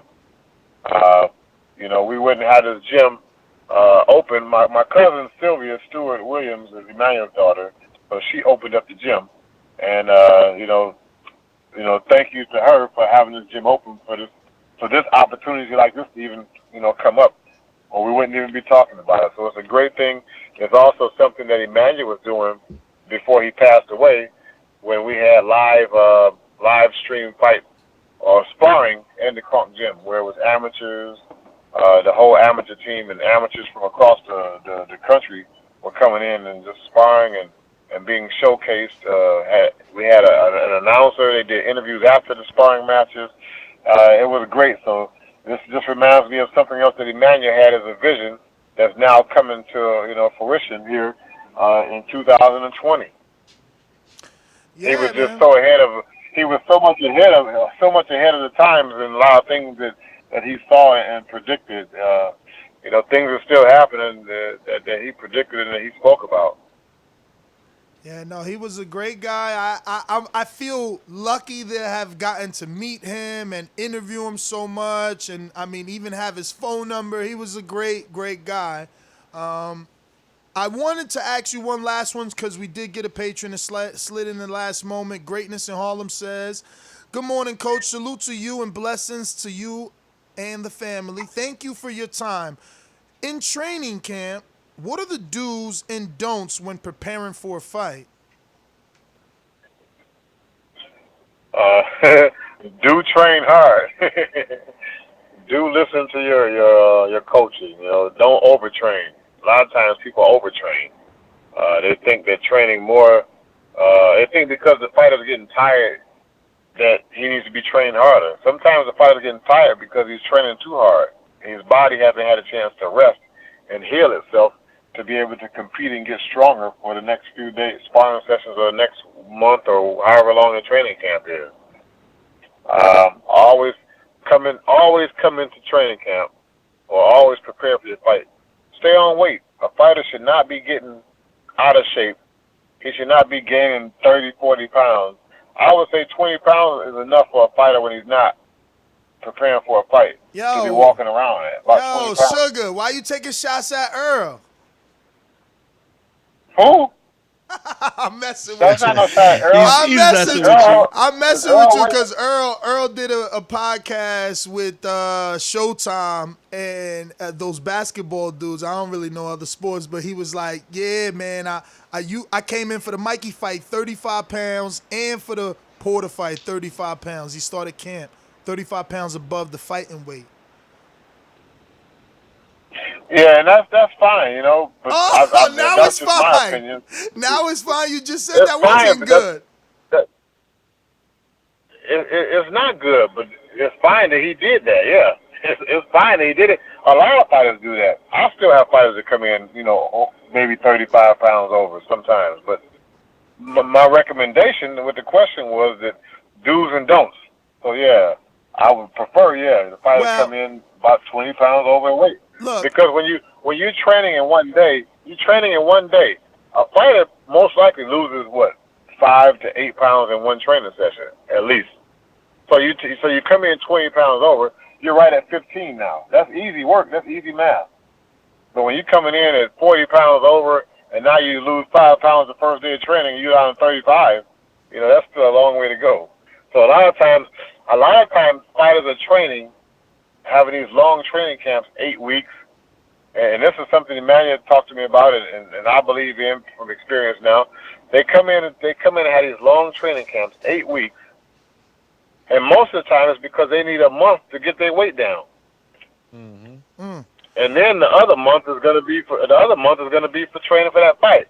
So if you do the math, a fighter really should be training probably like a month for a fight.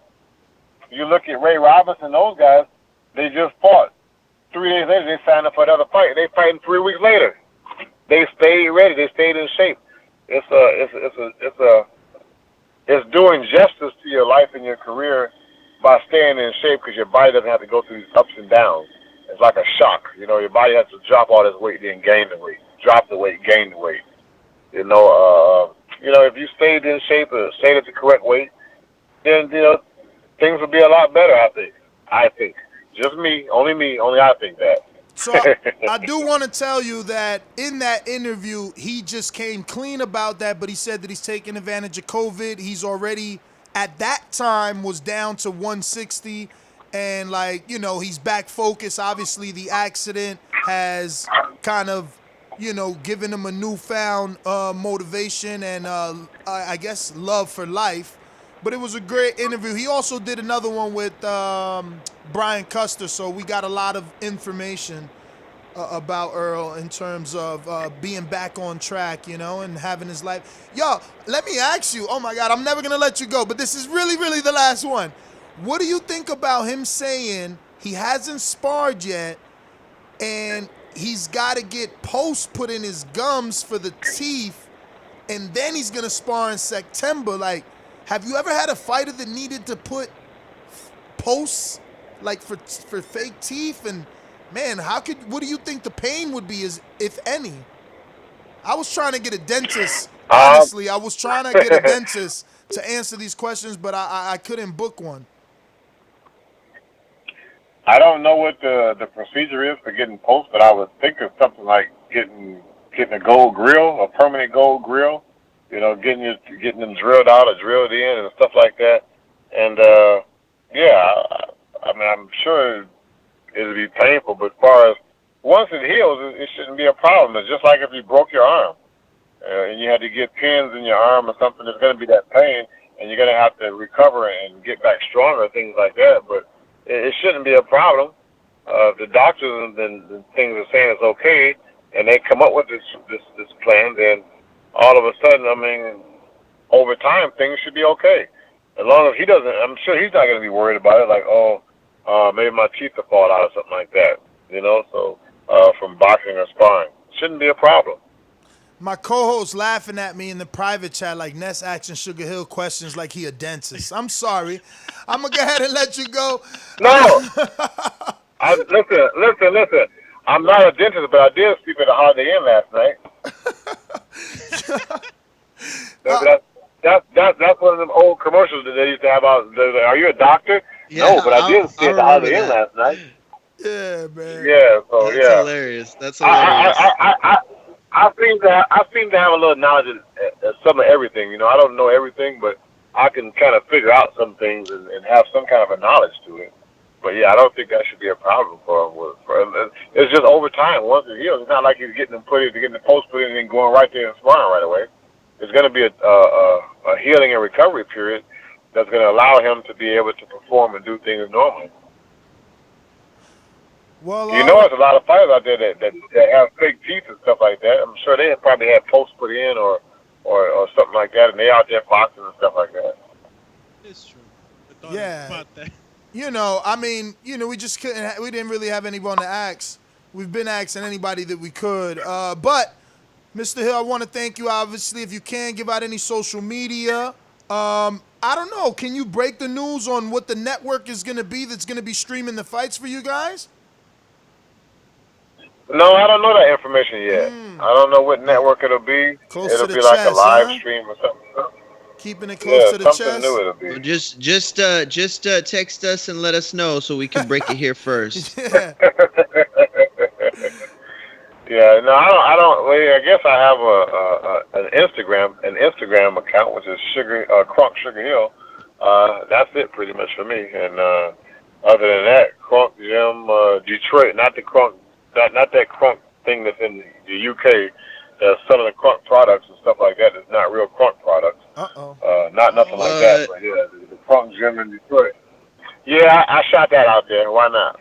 'Cause I don't like it. I didn't even know that. We need to get a lawyer.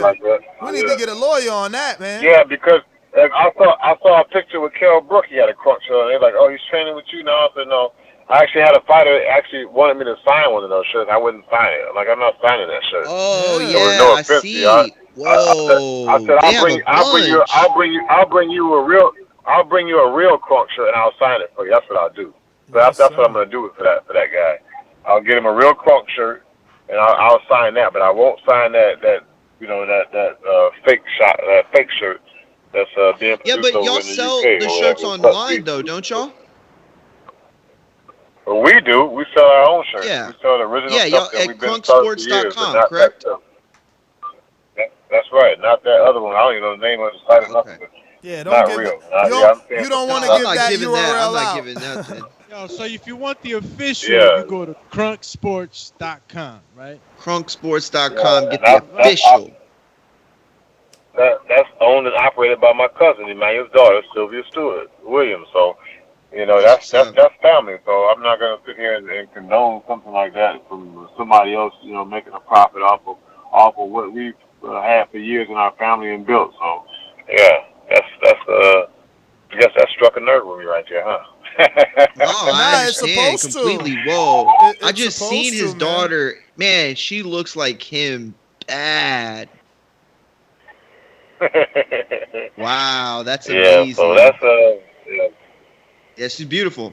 Yep. Well, Coach, man, thank I you would again say for the thank you, not time. me. What happened? You said what? No, he was saying she's beautiful. I said, I want to say thank you. That's not like my daughter or something. I was like, oh, thank you, but yeah. It's still family. All right.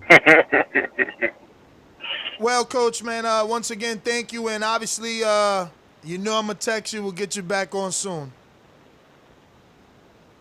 Okay, I hope I did a good job. Come on. Man, you're a great guest every time. Hey, I like these questions that they shoot out like that. It's practice, but it makes you sharp. You don't know what. It's not like rehearsed questions. It's like when I used to call myself a rapper or trying to rap. I didn't like to write my raps down. I like to just do freestyle because it was more exciting. Wait a minute, because my Nope. co-host. You know we got verbal sparring over here in the boxing voice. My co-host is so good that Nope. we've actually turned something into, like, we've actually created this thing called boxing bars where you could only rap on Saturdays, but it must be about boxing to show your lyrical versatility. So let me hear something, SugarHill. I'm gonna say something right quick. My lyrical bars had nothing to do with boxing. And I'm just gonna leave it as that. Yeah. I thought you was gonna make your lyrical debut. Well, all right. Well, Mr. No, Hill, man. I did. I just dropped half a bar or something like that. So to be continued. Well, all right, man. Let it marinate. We need you as the referee at our boxing bars battles, man. We got one on Saturday. Maybe you could give us an idea on how to judge them. But yeah, that's cool, man. Definitely. Yeah, no, that's okay. I'm only dropped a little bit of that rhyme on you real quick because it's like training a fighter. You can't do it all in one day. It takes time. And training camp, we go day by day, week by week. And then you'll see the end result. So we got plenty of time for me to get my rap together. Definitely. Well, Coach, man, thank you again. Have a great day, and expect a text soon. There you have it, ladies and gentlemen. SugarHill, Steward, Tyson Fury's trainer, Anthony Durrell's. I mean, I can't wait to see Christian Colbinson, to be honest with you. You know what I mean? He's Yeah, he mentioned he several trains fighters. he trains with Thor, right, Mario? Yep. Oh yeah, that is your man's in them. Yo, how's that Eddie Hall thing going on, man? That's another Untitled they've been thing. Working. Yeah, they've been working.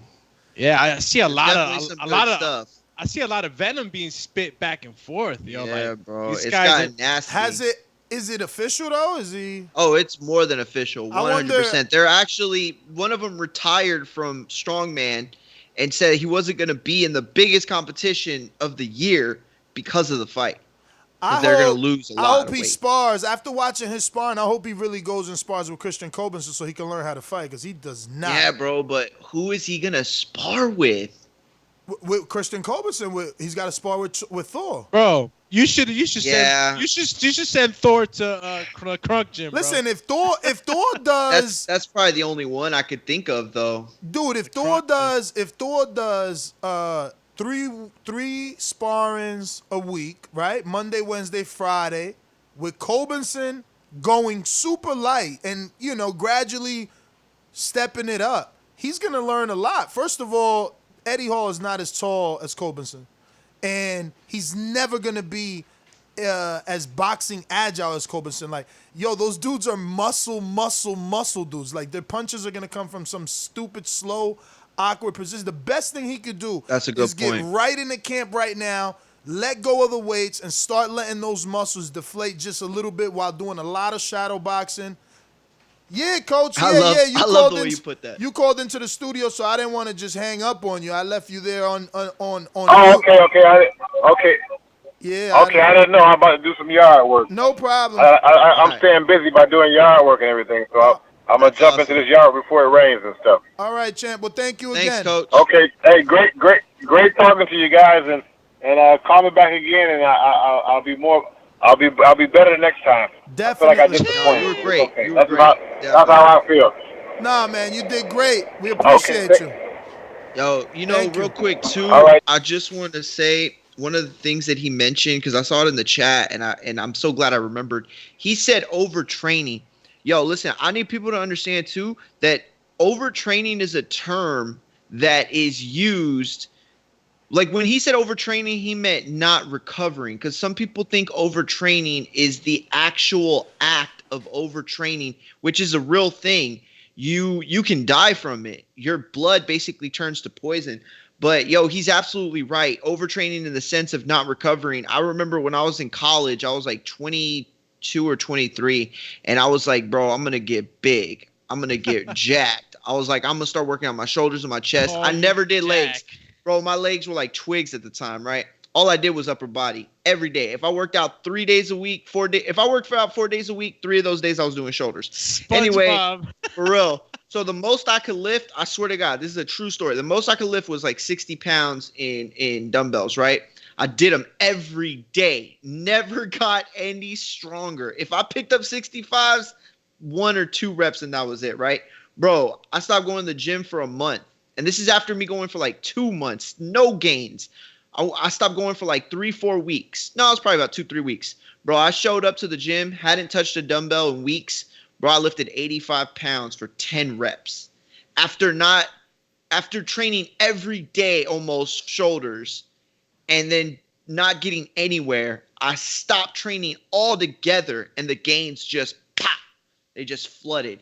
It's crazy, bro. It's crazy. So, yeah, that was such a good point that he made, because people don't realize, like, sleep and recovery. Or I say people, but I meant to say me. I'm sorry. I shouldn't put that on y'all. Y'all are probably smart enough to realize that. I asked him questions, and the reason I ask him is just it's confirmation. You know what I'm saying? Because exactly. I know, when I'm training, and I always refer to Ness, because Ness is literally the first guy that I've actually, like, put my time into, you know what I'm saying? And even though he gives me shit, excuse my language, that, I sometimes don't show up or whatnot, but, like, he's the first guy that I've actually, put my time into. So, like, all these little things you got to take into account as a coach, and him confirming all these things is giving validation to the way I like to see things and the way I like to train guys. Because Ness could be one day he's a workhorse. So one day he'd be working hard. The next day he wants to work hard. I got to slow him down. I got to be able to tell him, like, listen, and he won't even listen to me sometimes. You got some guys that are just work horses. And those are the guys you want to train anyhow. You know what I'm saying? The guys that you got to stop, you got to slow down. And, you know, it's a day by day adjustment. Just like he says, every day is adjustment. What's going on in his life? You know, did he get enough sleep last night? Maybe he know the newborn stood up too late. He had to help baby mama out. You know, it's just so many things that go along. That's why that relationship is important between between fighter and coach, you know. But yeah. Cheap. Yo, OT? We OT? We OT in the building? We're already OT on the OT. Yo, we OT. Yo, for real, bro. You're not lying.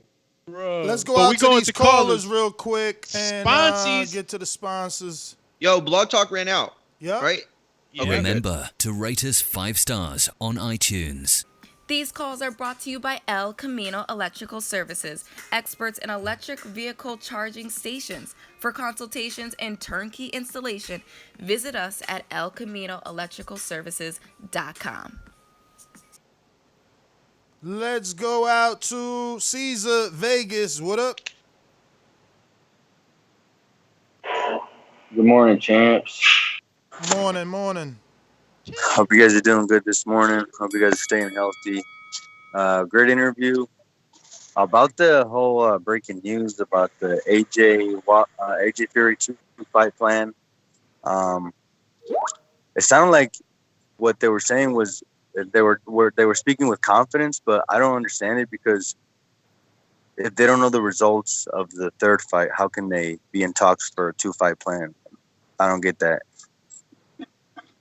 But that's my question. You guys can go ahead and chop it up. Great show, guys. Looking forward to overtime. Yep. Yeah, you know, that was a great question. I kind of don't want to chop it up because I feel like we should do a show on it probably after OT sometime. I'm in agreement with Mario. Info Joe's just listening. We're going to go out to Keem in Florida. Let me know if you're just listening. Greatness in Harlem, what up?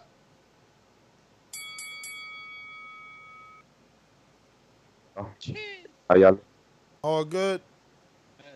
Let me take y'all off speaker real quick. Y'all can hear me? No, talk to me. Yeah, you can. Y'all can hear me? Yeah. I'm gonna make it quick. Yes, sir. I'll make it quick. I'm glad, but SugarHill answered the question the way I answered the question. Like Doomy said, he gave me some confirmation. Mario, I'm definitely with you when it comes to recovering from any exercise, any training. Recovering is important. I remember my trainer once told me sleep is the first exercise. So that's something that stuck out with me a lot. So I definitely appreciate his. I like that. His answer, man. So y'all continue to. I see you at overtime, man. I don't got too much for the show. Yo, Ness, man, keep doing your thing, man. For real. TBV, man, for life, for sure, man, for sure. I'm really feeling the last couple of days is giving me some negative energy and some positive energy, but it's just bringing balance, man. So I appreciate y'all. Thank you, brother. That's what's up. I'm gonna jack that saying. Let me go to. Let me Sleep see what is the Keem first said. exercise.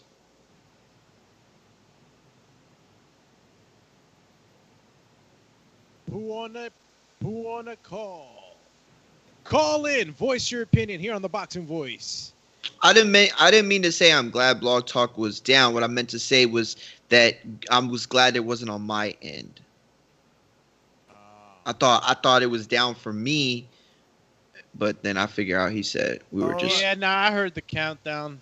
Oh yeah, I never caught it. Yeah, no, because I only do an hour and a half since we going into OT. No, I feel you. No, I agree. I think you're right. Go out to Florida. El gran campeón puertorriqueño, this is Phoenix, Victor Trinidad. You got any excuses tonight, Roy? Let's not ask questions like that. Let's touch gloves and go to work. Tonight, Roy. Let's go to work. Yo, what's going on, y'all? Can you hear me? Yes, sir. Pretty good. What's up, man? Yep. All right, man. I missed I caught the first half of that interview. It was pretty good. I had to miss some of it though, man, because of work.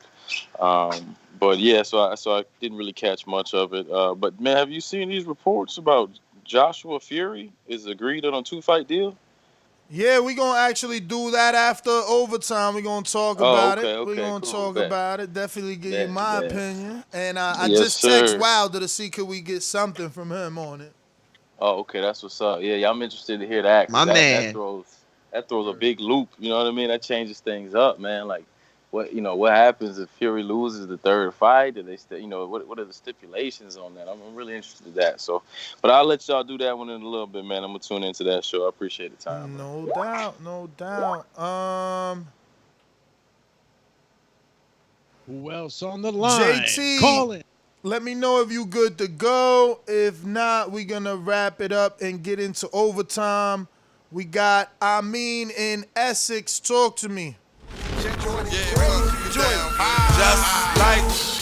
the king is what I mean. The king is what I mean.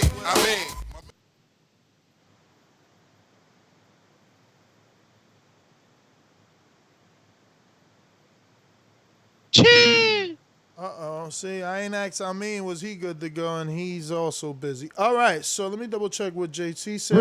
We got a super chat. Go for it. Yeah, there you go. No, I was going to tell you just real quick, check all the super chats because I know the interview we missed. I think TJ. Oh, did we? I think so. I think we got another one too. Jarrett Lloyd says, "Yo, that was a great interview. Keep up the good work. Also, the fights last night were entertaining. I'm glad boxing is back." Yeah, man. Yeah. As am I. I don't see any other. Oh my God, are you serious right now? Lawnmower. We got Trenton Jones. TJ says, lying again. Was not the underdog. Herping. In which fight? Who? What underdog? What are you talking about? I think when we were interviewing Wilder Fury, though, he's still trying to hold on to Fury not being an underdog? I believe so. Man, listen. Listen, TJ, what did JT say? Yeah, just got on. So you not good or you is good? You confusing me. We're going out to JT.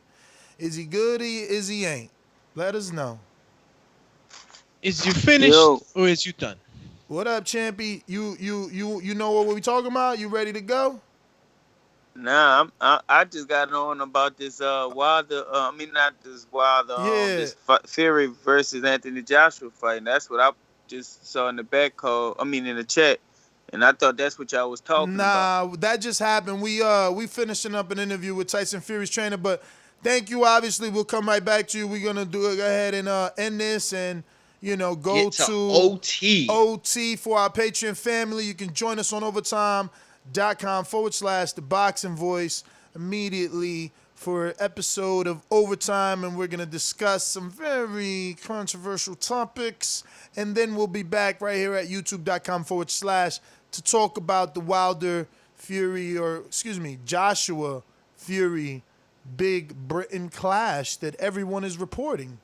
Maybe we'll have some words from somebody, and maybe if you're on Patreon, you'll get to see that. But, we'll be on OT. We'll talk about it on OT. Chip! Catch me on IG, Alex_Doomsday_LAINEZ. Same handle on TikTok. But you can also catch me on Twitter, AlexLinusTBV. Hit that notification bell. YouTube family, Patreon family. It's important you hit that notification bell because you will know exactly when we're going live. We're constantly going live, breaking news. For the YouTube family, come join us at the Patreon platform.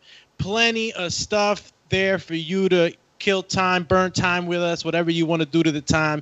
Come kick it with us. Buy me that cup of coffee. Buy Mario a sandwich, and maybe buy us a pizza pie so we can share it. $15 to get you in the 30 days of nonstop entertainment. You're on your way to work? We got you. Might have broke some news lunchtime? We got you. Nighttime? You're going home. Maybe you're working on a table you got to build. You want to kill some time? We got you. So, come visit us, man. We'll be very confident that you'll stick with us. Peace. Peace.